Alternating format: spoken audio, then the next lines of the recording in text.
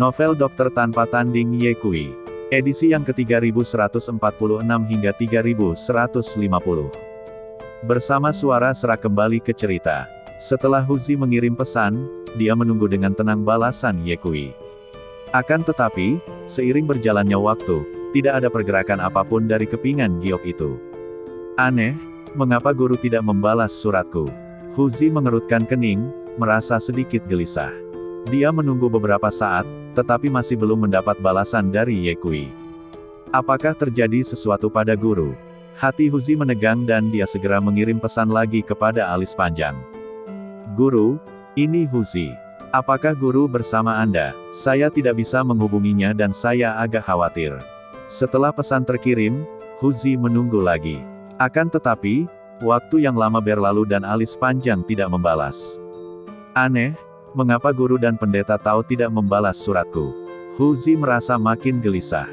Dia berdiri dan mondar-mandir di aula sambil mengerutkan kening. Apakah sesuatu benar-benar terjadi pada guru? Itu tidak mungkin. Guru sangat kuat, siapa yang bisa menyakitinya? Huzi berpikir dalam hati.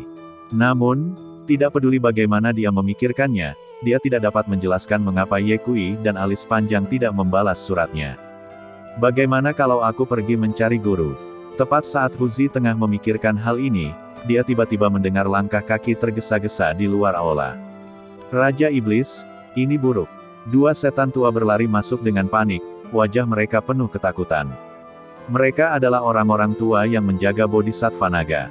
Ada apa? Huzi bertanya sambil mengerutkan kening. Kolam pemakaman iblis. Sesuatu terjadi di kolam pemakaman iblis, kata seorang lelaki tua sambil terengah-engah dan dengan suara gemetar. Apa? Wajah Huzi berubah dan dia bertanya dengan cepat, apa yang terjadi? Orang tua satunya menelan ludah dan berkata dengan susah payah. Bodhisattva naga itu, dia sudah pergi. Hilang. Huzi tertegun, lalu bertanya dengan marah. Bukankah kalian mengawasinya? Bagaimana dia bisa lolos? Seorang lelaki tua dengan cepat menjelaskan. Kami memang mengawasinya, tetapi dia tiba-tiba menghilang, seolah-olah menguap ke udara tipis. Huzi terkejut ketika mendengar ini, dan bergegas keluar dari aula dan langsung menuju ke kolam pemakaman iblis. Ketika dia tiba di kolam pemakaman iblis, dia melihat air telah kembali tenang, tidak ada seorang pun di dalam kolam, dan sosok Bodhisattva Naga telah lama menghilang. Bagaimana ini mungkin? Wajah Huzi muram dan ada sedikit rasa dingin di matanya. Kamu harus tahu bahwa siapapun yang memasuki kolam pemakaman iblis tidak dapat keluar, kecuali mendapat izinnya. Sangat jarang menemukan seseorang seperti Long Bodhisattva yang tiba-tiba menghilang tanpa jejak. Selain itu, dua setan tua yang menjaga Bodhisattva Naga, keduanya adalah tetua dari klan setan dan memiliki kekuatan Raja Suci yang tak tertandingi. Lebih aneh lagi bahwa mereka bisa lolos tanpa diketahui. Huzi dengan hati-hati memeriksa area di sekitar kolam pemakaman iblis namun tidak menemukan jejak apapun, seolah-olah Bodhisattva Naga tidak pernah muncul. Aneh, kemana orang ini pergi? Jejak kesungguhan terpancar di mata Huzi, lalu dia bertanya kepada kedua tetua iblis. Ketika Bodhisattva Naga melarikan diri, apakah kalian menemukan sesuatu yang aneh? Kedua lelaki tua itu menggelengkan kepala dan menjawab serempak. Tidak. Tidakkah kamu menemukan sesuatu yang aneh? Huzi bertanya. Kedua lelaki tua itu menggelengkan kepala lagi. Tidak. Tulang orang ini semua patah, kultivasinya dan jiwanya terbatas, bagaimana dia bisa lolos? Huzi bingung. Akan tetapi, Huzi tidak terlalu memikirkannya karena ia memiliki hal yang lebih penting untuk dilakukan sekarang. Seorang manusia benar-benar menerobos masuk ke wilayah iblis kita dengan tangan terbuka, lalu menghilang begitu saja tepat di bawah hidungmu. Apa pendapatnya tentang tempat ini? Apakah ini halaman belakangnya? Bisakah dia datang dan pergi sesuka hatinya? Kalian berdua, sampaikan perintah segera dan beritahu semua penguasa klan iblis untuk mencari Bodhisattva Naga. Pastikan untuk menemukan keberadaannya. Begitu kau menemukannya, jangan lapor padaku, bunuh saja dia secara langsung. Orang ini ingin berurusan dengan tuanku.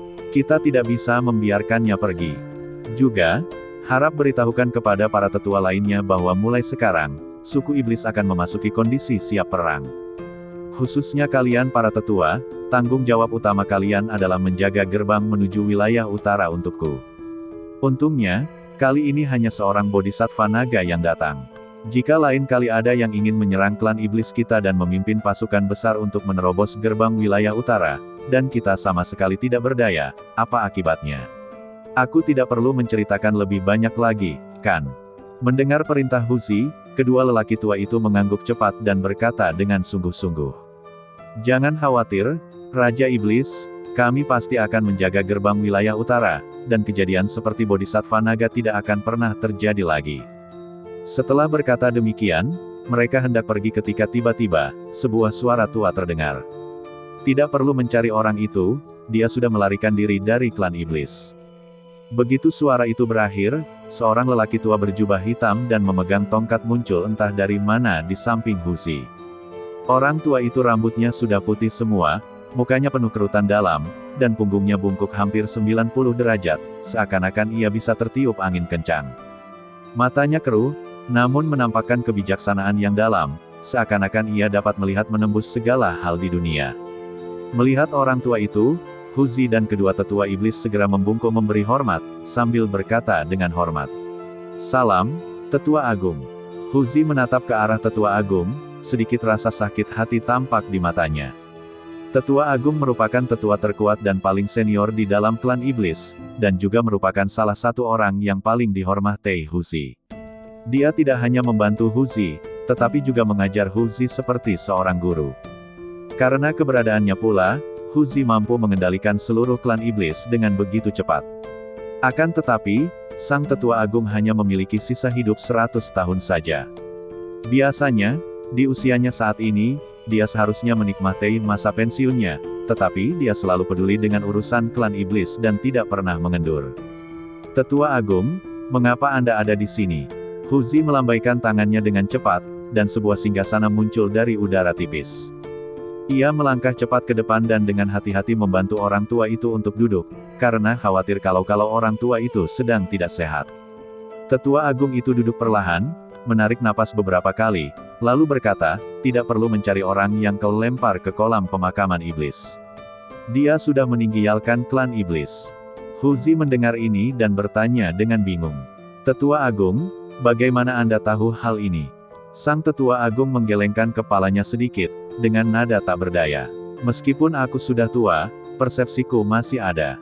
Ada aura aneh pada orang itu. Aku ingin melacaknya, tetapi sayangnya, aku sudah tua dan lemah, dan aku tidak bisa mengejarnya. Hati Huzi mencelos, dan dia segera bertanya, Tetua Agung, aura aneh apa yang sedang kamu bicarakan? Apakah ada seseorang di belakang naga bodhisattva? Tetua Agung itu mengangguk, jejak kesungguhan melintas di matanya yang keruh. Napas itu sangat aneh, dan bahkan membuatku merasa sedikit berdebar-debar. Kalau aku tidak salah, ada keberadaan yang sangat mengerikan di balik orang itu. Ketika Huzi mendengar ini, ekspresinya berubah serius. Dia tahu bahwa meskipun Tetua Agung sudah mendekati akhir hayatnya, bagaimanapun juga dia tetaplah seorang kaisar semu, dan persepsinya pasti melampaui orang biasa. Suatu eksistensi yang bahkan membuat Tetua Agung berdebar-debar pastilah sangat kuat. Sang Tetua Agung kemudian berkata, Dan apa? Huzi bertanya dengan tergesa-gesa. Tetua Agung berkata, meskipun aura itu sangat samar, aku yakin itu sama persis dengan aura sekte Yin Yang. Dapat dilihat bahwa orang di belakang bodhisattva naga berasal dari sekte Yin Yang. Hati Huzi bergetar, dan dia berkata, jadi, selain Long Bodhisattva, masih ada beberapa orang yang telah melarikan diri dari sekte Yin Yang. Sang Tetua Agung mengangguk dan berkata perlahan, Raja Iblis, kau harus berhati-hati. Meskipun klan iblis kita telah bercokol di wilayah utara, orang luar yang kuat tidak boleh diremehkan. Sama seperti bodhisattva naga itu, karena dia berani datang ke klan iblis, dia pasti punya sesuatu untuk diandalkan. Selanjutnya, seperti yang Anda katakan, para iblis harus memasuki kondisi siap perang dan bersiap menghadapi segala kemungkinan. Juga, masa hidupku hampir habis, dan aku tidak bisa melindungi klan iblis lebih lama lagi. Masa depan klan iblis akan bergantung padamu, jadi kau harus bergegas dan meningkatkan kultivasimu. Huzi berkata dengan tegas. Tetua Agung, jangan khawatir, aku pasti akan melindungi klan iblis dan tidak akan pernah membiarkan siapapun menghancurkan rumah kita. Sang Tetua Agung mengangguk puas, lalu perlahan berdiri dan berkata, "Baiklah, aku harus kembali sekarang. Kalian teruslah sibuk. Ingat, apapun yang terjadi, tetaplah tenang." Huzi segera melangkah maju untuk menopang sang tetua dan berkata dengan hormat, "Tetua, saya akan mengantarmu kembali." Orang tua itu melambaikan tangannya dan berkata sambil tersenyum, "Tidak usah, tulang-tulangku yang tua ini masih bisa berjalan, kalian lakukan saja pekerjaan kalian." Setelah berkata demikian, sang tetua agung bersandar pada tongkatnya dan perlahan berjalan pergi. Meskipun punggungnya bungkuk, namun menampakkan kekuatan yang tangguh, bagaikan gunung tinggi yang akan selalu berdiri tegak.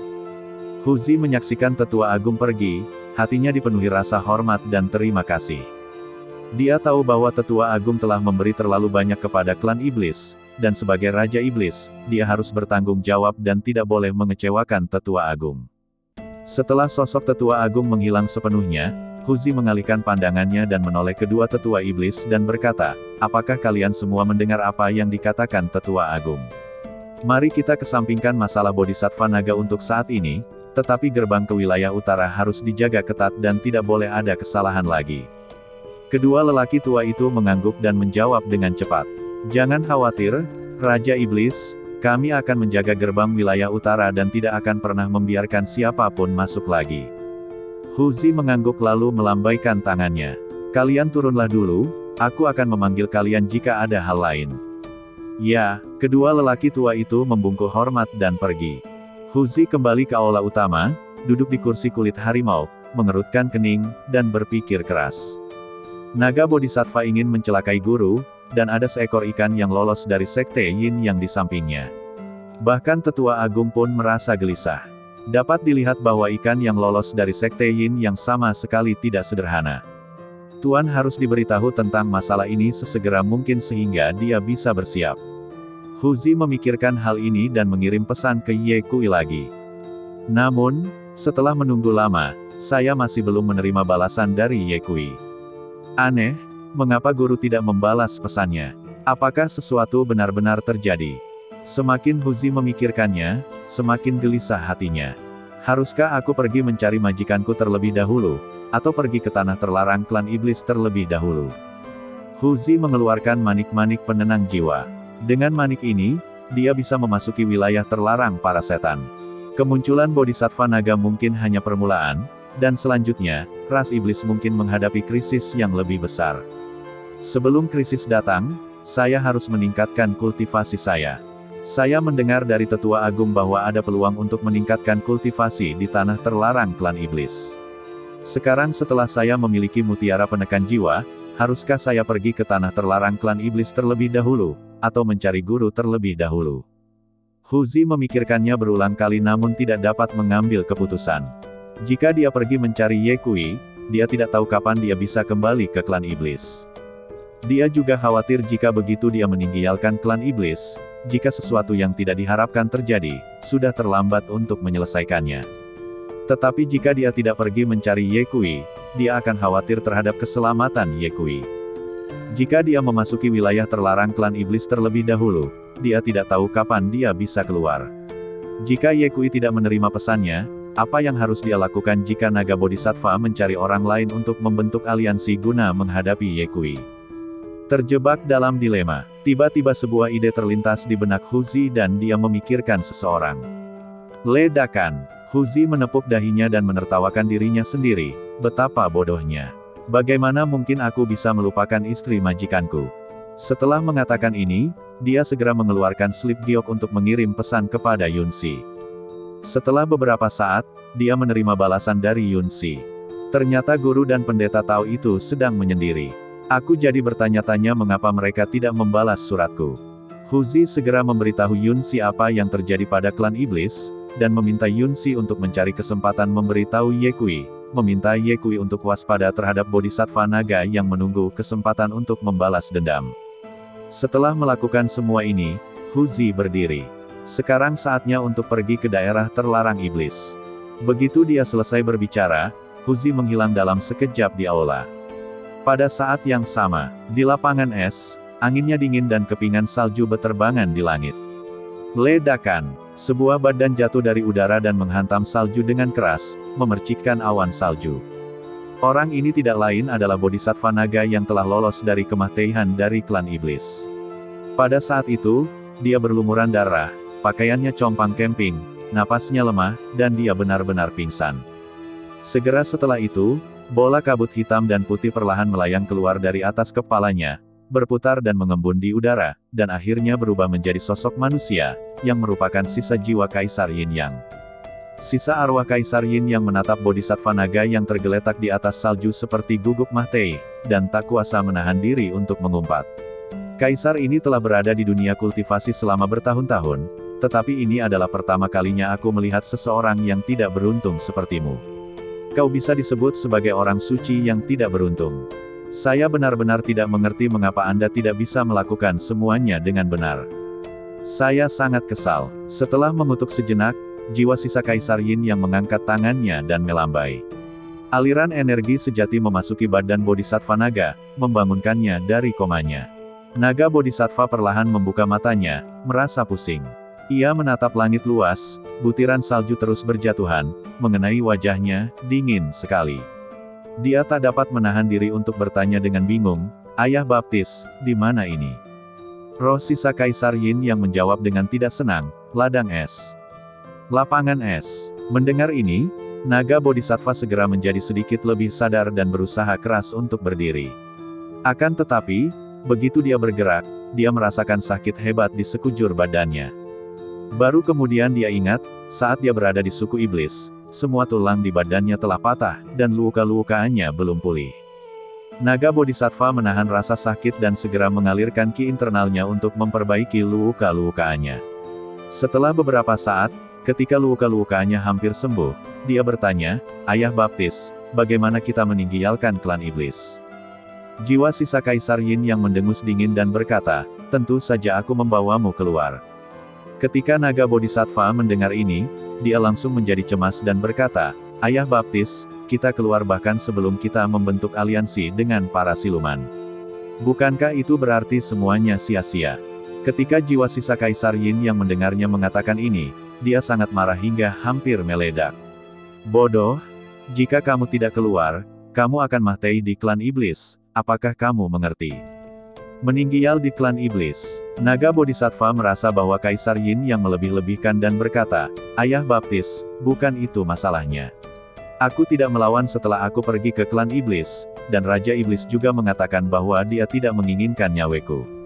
Cari artikel ini yang pertama kali diterbitkan. Xiaoshuoqi.com. Tidak apa-apa jika Anda tidak menyebutkan ini, tetapi begitu Anda menyebutkannya, Kaisar Yin yang akan marah. "Kutu kupret, aku sudah menghancurkan semua tulangmu, tapi kau masih tidak melawan. Kamu benar-benar orang yang tangguh. Apakah kau pikir jika kau tidak melawan, Raja Iblis akan bekerja sama denganmu? Jangan naif. Jika dia benar-benar ingin bekerja sama denganmu, dia tidak akan mematahkan tulangmu, apalagi melemparkanmu ke kolam pemakaman iblis. Tahukah kau apa itu kolam pemakaman iblis? Di sanalah para iblis yang telah melakukan dosa yang tak terampuni dilemparkan dan disiksa sampai mati." Jiwa sisa Kaisar Yin yang berkata, "Meskipun Raja Iblis masih muda, dia kejam dan tidak akan mudah dibodohi." Naga Bodhisattva berkata, "Namun, aku telah menanggung semua penghinaan di klan iblis dan memberikan begitu banyak hal kepada Raja Iblis. Sekarang kerjasama telah gagal, bukankah semua hal yang diberikan itu sia-sia?" Jiwa sisa Kaisar Yin yang berkata dengan tidak senang, "Sudah saatnya, dan kamu masih memikirkan hal-hal itu. Jika bukan karena aku, kamu akan kehilangan nyawemu karena klan iblis." Meskipun naga Bodhisattva agak tidak puas, orang itu telah keluar dan dia tidak dapat berbuat apa-apa. Terlebih lagi, dia tidak berani menyinggung Kaisar Yin yang karena dia masih membutuhkan pendukung ini. Akhirnya aku mengerti bahwa dunia kultivasi adalah tempat di mana siapapun yang memiliki kepalan tangan lebih besar adalah yang benar. Ketika aku menjadi lebih kuat darimu, apakah kau masih berani berbicara seperti ini padaku?" Memikirkan hal ini, naga Bodhisattva tidak dapat menahan diri untuk bertanya, "Ayah Baptis, apa yang harus kita lakukan selanjutnya? Haruskah kita pergi ke Gurun Barat?" Jiwa sisa Kaisar Yin yang berkata, "Kita harus pergi ke Gurun Barat. Kita tidak dapat mencapai kerjasama dengan para iblis kali ini, jadi kita harus membentuk aliansi dengan Biksu Suci Lingshan. Tetapi jika kau bertindak seperti ini, kau tidak akan memiliki alat tawar-menawar di tanganmu. Mengapa Biksu Suci Lingshan mau bekerja sama denganmu? Lagi pula, Biksu Suci Lingshan bukanlah orang baik. Jika kau pergi ke gurun barat seperti ini, dia mungkin akan membunuhmu secara langsung. Naga Bodhisattva segera bertanya, Ayah Baptis, mohon tunjukkanlah kepadaku jalan yang jelas. Jiwa sisa Kaisar Yin yang berkata, untuk saat ini, tampaknya satu-satunya solusi adalah menemukan pedang Kaisar Manusia terlebih dahulu dan memperoleh separuh sisa keberuntungan umat manusia. Baru setelah itu kita akan memiliki alat tawar-menawar untuk membahas kerjasama dengan Biksu Suci Lingshan. Ayah Baptis, apakah kau tahu di mana pedang Kaisar Manusia berada? Tanya Naga Bodhisattva. Terakhir kali aku pergi ke Gunung Liangji, aku tidak hanya gagal menemukan pedang Kaisar Manusia, aku juga secara tidak sengaja memasuki dunia bawah dan hampir kehilangan nyawaku. Jiwa sisa Kaisar Yin yang berkata, jika kau ingin menemukan pedang Kaisar Manusia, kuncinya tetaplah peta. Keluarkan besi itu. Naga Bodhisattva tercengang. Besi apa? Jiwa sisa Kaisar Yin yang berkata, apakah kau lupa benda sebesar itu? Itu adalah pecahan besi yang kuberikan padamu sebelumnya, dengan peta terukir di atasnya. Oh tidak, Naga Bodhisattva tiba-tiba berseru, aku meletakkan potongan besi itu di cincin angkasaku, namun cincin angkasaku telah digeledah oleh dua orang tua dari klan siluman itu. Apa? Mendengar ini, roh sisa Kaisar Yin yang menjadi gelap gulita, dan dia berkata dengan marah, kamu, apa yang kamu lakukan? Sekarang kamu gagal membentuk aliansi, dan kamu membiarkan hal yang begitu penting jatuh ke tangan musuh. Kamu benar-benar lebih merupakan kegagalan daripada keberhasilan. Jiwa sisa Kaisar Yin yang bergetar karena amarah di udara, dan sosok ilusinya sedikit terdistorsi. Dia menatap Bodhisattva Naga, berharap dia bisa menamparnya sampai mati. Kau, bagaimana kau bisa begitu ceroboh? Potongan besi itu ada hubungannya dengan keberadaan pedang Kaisar Manusia. Sekarang benda itu telah jatuh ke tangan para iblis. Akan sangat sulit bagi kita untuk menemukan pedang Kaisar Manusia lagi.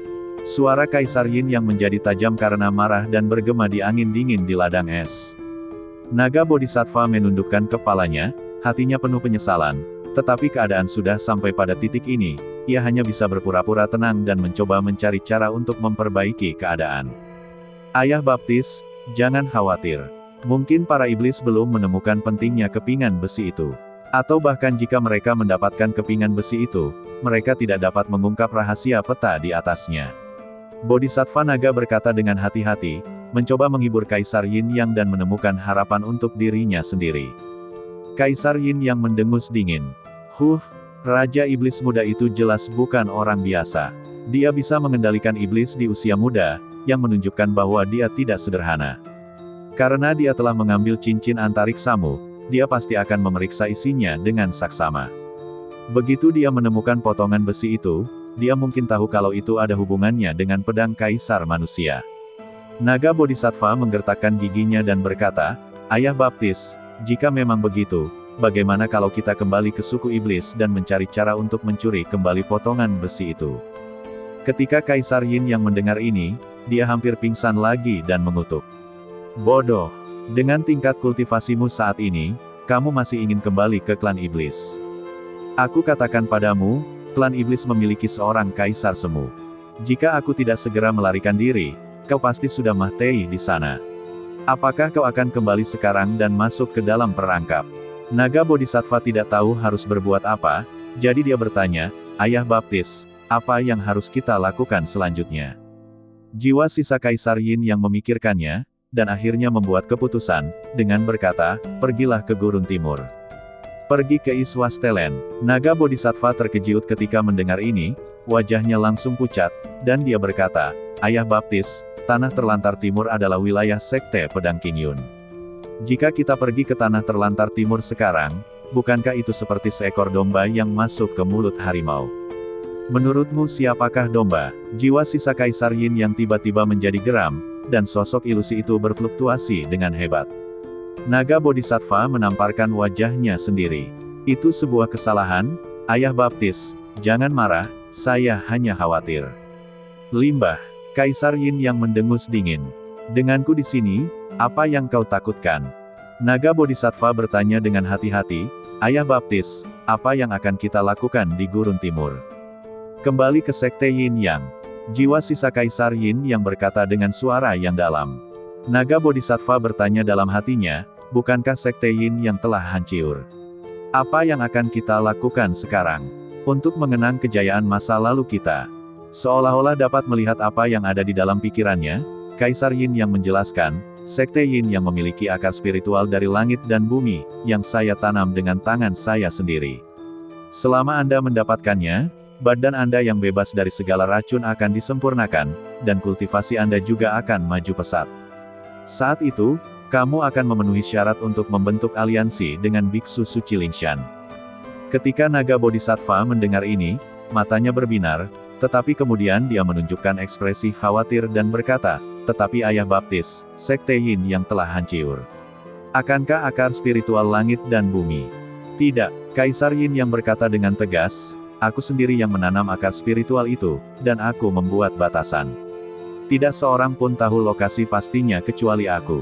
Sekalipun Pak Tuazi yang tahu lokasinya, itu tidak ada gunanya karena hanya akulah satu-satunya orang di dunia ini yang bisa membuka larangan itu. Naga Bodhisattva merasa lega, tetapi kemudian berubah pikiran dan bertanya, Ayah Baptis, karena ada hal yang baik seperti itu, mengapa Anda tidak memberitahu kami lebih awal? Mengapa kami harus pergi ke suku iblis dan menderita seperti ini? Jiwa sisa Kaisar Yin yang terdiam sejenak, lalu berkata samar-samar, akar spiritual itu agak istimewa. Kecuali benar-benar diperlukan, aku tidak ingin menggunakannya. Naga Bodhisattva mengutuk dalam hati. Aku pikir kamu tidak mau memberikannya kepadaku. Dasar orang tua, rupanya kau menyembunyikan banyak sekali harta karun. Jangan khawatir, aku akan mengurasmu hingga kering perlahan. Pada saat itu, Bodhisattva Naga dan sisa jiwa Kaisar Yin yang langsung menuju ke padang belantara timur. Jiwa yang tersisa dari Bodhisattva Naga dan Kaisar Yin yang langsung pergi ke belantara timur, kembali ke Sekte Yin Yang, dan tiba di tempat yang selalu diimpikan oleh Bodhisattva Naga. Tebing yang menghancurkan jiwa. Jiwa sisa Kaisar Yin yang berkata, Longer, apakah kamu kenal tempat ini? Bodhisattva Panjang mengangguk. Tentu saja, dia tidak akan pernah melupakan tempat ini bahkan dalam mimpinya. Saat itu, Wuji Tianzun paling suka menyiksanya di sini, dan disinilah pula dia mendapat kesempatan dan mempelajari metode Yin Yang. Disinilah ia kehilangan kejantanannya. Oleh karena itu, meskipun ia berubah menjadi abu, Bodhisattva Naga tidak akan melupakan tempat ini. Tiba-tiba dia teringat sesuatu dan bertanya, Ayah Baptis, apakah kau menanam akar spiritual surga dan bumi di tebing jiwa yang hilang? Jiwa sisa Kaisar Yin yang mengangguk. Benar, di mana? Bodhisattva Naga bertanya dengan tergesa-gesa. Kau akan segera tahu, ayo berangkat. Kata jiwa sisa Kaisar Yin Yang, dan jatuh ke dasar tebing bersama Bodhisattva Naga. Dasar tebing tidak lagi seperti dulu. Sekarang benar-benar tidak dapat dikenali lagi, dengan bebatuan di mana-mana dan berantakan. Naga Bodhisattva berdiri di dasar tebing, memandang sekelilingnya, dan pandangan rumit terpancar di matanya. Disinilah mimpi buruknya dimulai dan juga titik balik takdirnya. Demikian pula, pandangan kompleks muncul di mata sisa jiwa Kaisar Yin Yang. Sekte Yin Yang adalah tradisi Tao yang ditinggalkannya. Sekarang sudah jadi seperti ini, sungguh menyayat hati. Niat membunuh yang dingin muncul di mata sisa jiwa Kaisar Yin Yang. Pak Tuazi Yang, Ye Changsheng, kalau kau berani menghancurkan sekte Taoku, aku tidak akan pernah membiarkanmu hidup mudah. Suatu hari nanti, aku akan menghancurkanmu, lalu membantai seluruh East Wilderness dan Central Continent. Pada saat ini, suara Bodhisattva Naga menyela pikirannya. Ayah Baptis, di manakah akar spiritual langit dan bumi yang Anda sebutkan? Itu tidak benar. Jiwa yang tersisa dari Kaisar Yin yang menyipitkan matanya. Mungkinkah akar spiritual langit dan bumi telah hilang? Hati Naga Bodhisattva menegang dan dia bertanya dengan gugup, Ayah Baptis, ada apa? Ada yang salah, sangat salah. Jiwa sisa Kaisar Yin yang berkata, aku ingat ketika lonceng langit dan bumi mengumumkan peringkat daftar naga kenaikan beberapa waktu lalu, iblis terkuat adalah tetua agung dari klan iblis, bernama Jidao Tianmo, yang berada di tingkat Raja Suci. Tapi mengapa klan iblis memiliki Kaisar Semu? Apakah klan iblis telah menyembunyikan rahasia dan menipu pemilik lonceng langit dan bumi? Atau apakah pemilik lonceng langit dan bumi tidak tahu banyak tentang klan iblis? Jika dia benar-benar tidak tahu banyak tentang klan iblis, lalu mengapa dia membiarkan orang-orang dari klan iblis masuk dalam daftar? Jiwa sisa Kaisar Yin yang terus berbicara pada dirinya sendiri. Ketika naga bodhisattva mendengar bahwa tidak ada masalah dengan akar spiritual langit dan bumi, beliau merasa lega. Kemudian, dia tidak dapat menahan diri untuk berkata, "Ayah Baptis, masalah lonceng langit dan bumi tidak ada hubungannya dengan kita untuk saat ini, mari kita urus saat ini terlebih dahulu." Di mana akar spiritual langit dan bumi? Jiwa sisa Kaisar Yin yang meliriknya dan berkata, "Bagaimana kamu bisa menyelesaikan sesuatu jika kamu begitu tidak sabaran?" Bodhisattva naga berkata dalam hatinya, "Kau tahu omong kosong, aku hanya ingin meningkatkan kultivasiku sesegera mungkin dan membunuh Ye Changsheng."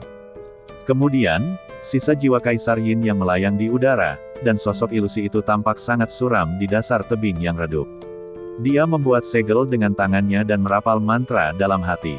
Sesaat kemudian, berdengung, sebuah bagua yin yang melingkar muncul dari udara tipis, memancarkan cahaya, seperti pusaran air. "Ikuti aku dengan seksama." Setelah mengatakan ini, jiwa sisa Kaisar Yin yang memimpin penyelaman ke dalam yin yang bagua. Naga bodhisattva mengikutinya dari dekat, dan saat dia melangkah ke yin yang bagua, dia merasakan kegelapan di depan matanya, dan detik berikutnya, napas dingin dan lembab menerpa wajahnya. Naga bodhisattva mendongak dan mendapati mereka berada di sebuah gua. Keadaannya gelap gulita, dan hanya sisa jiwa Kaisar Yin yang memancarkan cahaya redup, menerangi jalan di depan. "Ayah Baptis, tempat apa ini? Kapan kau membangunnya? Kenapa aku tidak tahu?" Naga bodhisattva bertanya dengan rasa ingin tahu sambil berjalan. Jiwa sisa Kaisar Yin yang berkata dengan ringan, "Kamu terlalu banyak bicara omong kosong." Bodhisattva naga awalnya tertegun, lalu mengumpat dalam hatinya, "Kutu kupret dengan ibumu, apa salahnya aku penasaran?" Namun, dia tidak menunjukkan rasa tidak puas di wajahnya, malah berpura-pura berperilaku sangat baik. Karena dia tahu bahwa dia sekarang sendirian dan lemah, dan dia masih membutuhkan bantuan jiwa Kaisar Yin yang tersisa. Mereka masuk lebih dalam ke dalam gua, dan sepanjang perjalanan, jiwa Kaisar Yin yang tersisa terus-menerus mengangkat batasan, sedikitnya selusin di antaranya. Wah, banyak sekali batasannya. Ternyata ada banyak hal yang benar-benar bagus. Bodhisattva naga sangat gembira. Mereka tidak tahu berapa lama mereka berjalan, tetapi akhirnya, perubahan muncul di depan mereka. Sebuah ruangan batu muncul di depan mataku. Naga bodhisattva berdiri di pintu dan melihat ke dalam, hanya untuk menemukan bahwa pintu itu kosong dan tidak ada apapun di dalamnya. "Ayah Baptis, ini." Naga bodhisattva menatap sisa jiwa Kaisar Yin yang dengan bingung. Jiwa sisa Kaisar Yin yang tiba-tiba berbalik, dengan keseriusan yang belum pernah terjadi sebelumnya terungkap di wajahnya yang ilusi, dan berkata, "Longer, Ayah Baptis bertanya kepadamu, apakah kamu akan selalu tulus kepadaku?" Jantung naga bodhisattva berdebar kencang, namun dia mengangguk tanpa ragu. "Tentu saja. Aku ingin kamu bersumpah." Jiwa sisa Kaisar Yin yang berkata dengan suara rendah. Naga bodhisattva segera mengangkat tangan kanannya dan berkata dengan sungguh-sungguh. "Aku, naga bodhisattva, bersumpah kepada surga bahwa aku akan berbakti kepada ayah baptisku. Jika aku tidak menaati janjiku, aku akan dihukum oleh langit dan bumi." "Sangat bagus." Jiwa sisa Kaisar Yin yang menunjukkan senyum puas di wajahnya, dan berkata, "Longer, karena kamu begitu berbakti, aku memutuskan untuk memberimu harta karunku yang sangat berharga untuk membantumu terbang ke langit dan menjadi kaisar sesegera mungkin." Naga bodhisattva sangat gembira saat mendengar ini, cahaya keserakahan bersinar di matanya. "Terima kasih, Ayah Baptis." Jiwa sisa Kaisar Yin yang berbalik menghadap ruang batu, cepat-cepat membentuk segel dengan tangannya, dan menggumamkan sesuatu. Setelah beberapa saat, retakan, suara renyah terdengar di udara, seolah-olah ada penghalang tak kasat mata yang rusiak. Dalam sekejap, bau amis yang kuat menusuk wajahnya, membuat naga bodhisattva hampir muntah. Dia menahan rasa mualnya dan melihat ke dalam ruangan batu, dan terkejut saat mendapati pemandangan di hadapannya telah berubah total. Di tengah ruangan batu yang semula kosong, genangan darah telah muncul. Genangan darah itu berukuran sekitar 3 meter persegi, berisi cairan merah tua. Gelembung terus keluar dari permukaan, mengeluarkan bau busuk yang menjijikkan.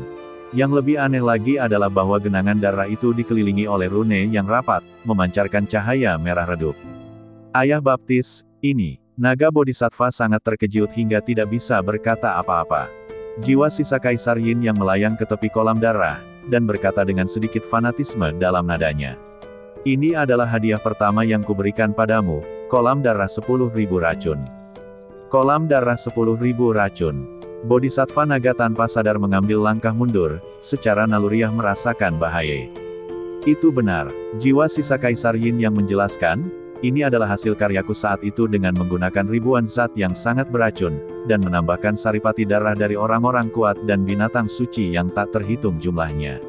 Selama kamu berendam di dalamnya dan menyerap kekuatan di dalamnya, itu tidak hanya akan membentuk kembali tulangmu, tetapi juga membuat badanmu yang bebas dari semua racun menjadi sempurna. Naga Bodhisattva menelan ludahnya, suaranya bergetar. Ayah Baptis, ini tidak akan berbahaya, kan? Jiwa sisa Kaisar Yin yang tertawa. Berbahaya, tentu saja, tetapi jika kamu ingin menjadi lebih kuat, tidak ada alasan untuk tidak mengambil risiko.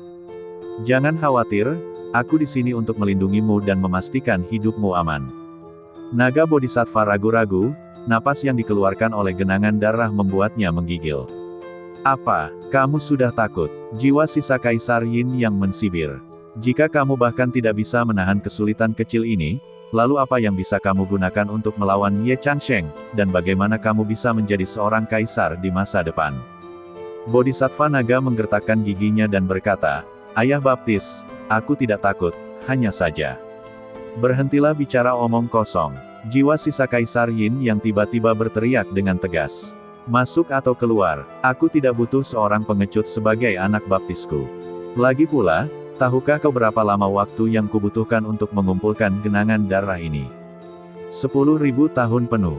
Jika kamu tidak menginginkan kesempatan yang ada di depanmu, maka kita akan putus hubungan mulai sekarang. Kamu jalani saja jalanmu dan aku jalani jalanku.